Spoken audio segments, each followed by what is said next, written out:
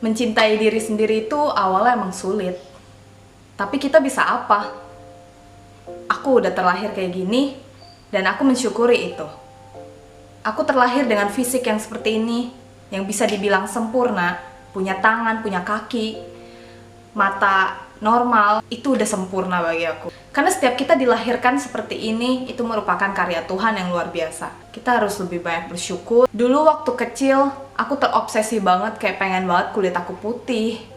Pokoknya setiap ngelihat cewek yang kulit putih itu pasti cantik. Itu yang bikin aku sulit untuk mencintai diri sendiri, karena aku merasa diri aku jelek. Terus aku mikir, kok gue susah banget sih dapat pacar? Kok nggak ada sih cowok yang suka sama gue? Apa karena gue hitam? Apa karena gue dekil? Gue freak, gue jelek gitu. Tapi semua itu balik lagi ke diri kita sendiri. Aku aja dulu nggak mau ngerawat badan. Aku aja males banget buat kayak maskeran, males banget buat ngerawat diri.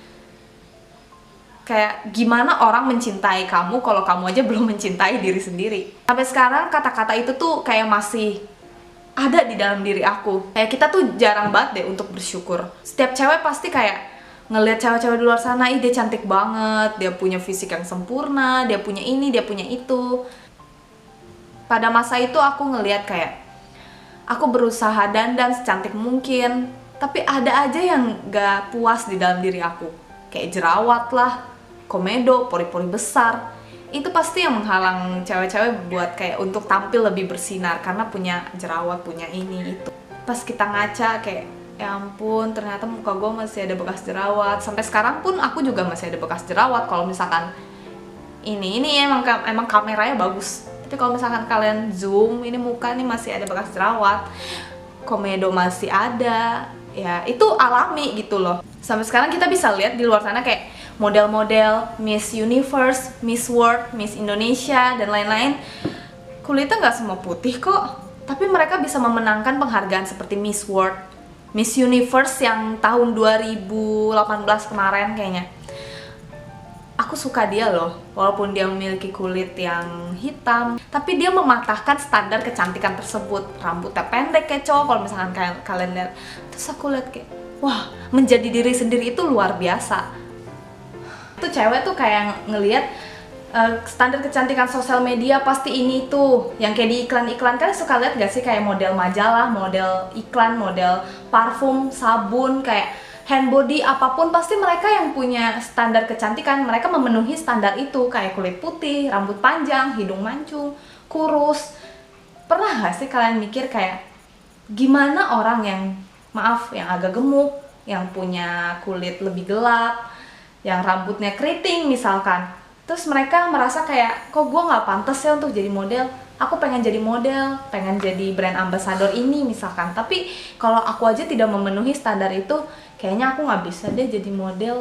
Ya jadinya mereka memutuskan dan mereka kayak mengurungkan niatnya untuk menjadi model. Padahal itu sebenarnya kayak apa ya, udahlah, udah basi gitu loh. Cantik harus putih itu nggak usah lagi. Intinya kalau misalkan warna kulit kalian beda-beda, tapi kan yang penting sehat. Apapun warna kulit kamu, kalau misalkan sehat itu lebih baik. Syukuri aja deh, misalkan apa yang kalian punya, coba dilihat ke dalam dirinya. Nggak usah lagi kayak banding-bandingin punya orang. Di sosial media tuh yang bagusnya doang, yang cantiknya doang, tapi kan kalian nggak tahu perjuangan mereka. Misalkan foto itu gimana, mungkin aja foto itu diedit lebih putih, diedit nggak ada pori-porinya. Sempet gak sih kalian mikir, semua orang yang di sosial media itu hidupnya bahagia? Gak, itu semua toxic. Ngeliat cewek yang kayak tiap hari makan enak ya, tiap hari dia jalan-jalan kesini, dia fotonya fotogenik misalkan. Tapi kan itu kan mungkin emang pekerjaan mereka untuk foto itu dan mereka dibayar.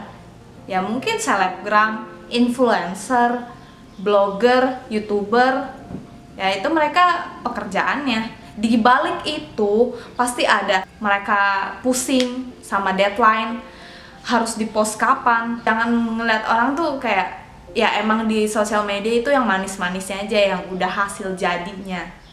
Karena manusia gini deh, ya rasa gelisah. Rasa gelisah itulah yang bikin mereka nggak berpikir jernih. Kayak kalau misalkan ngeliat ke diri mereka, sekalinya dibilang kamu rada gemukan Sel, waduh, mereka langsung kayak gelisah. Hah, serius nih, gue gemuk?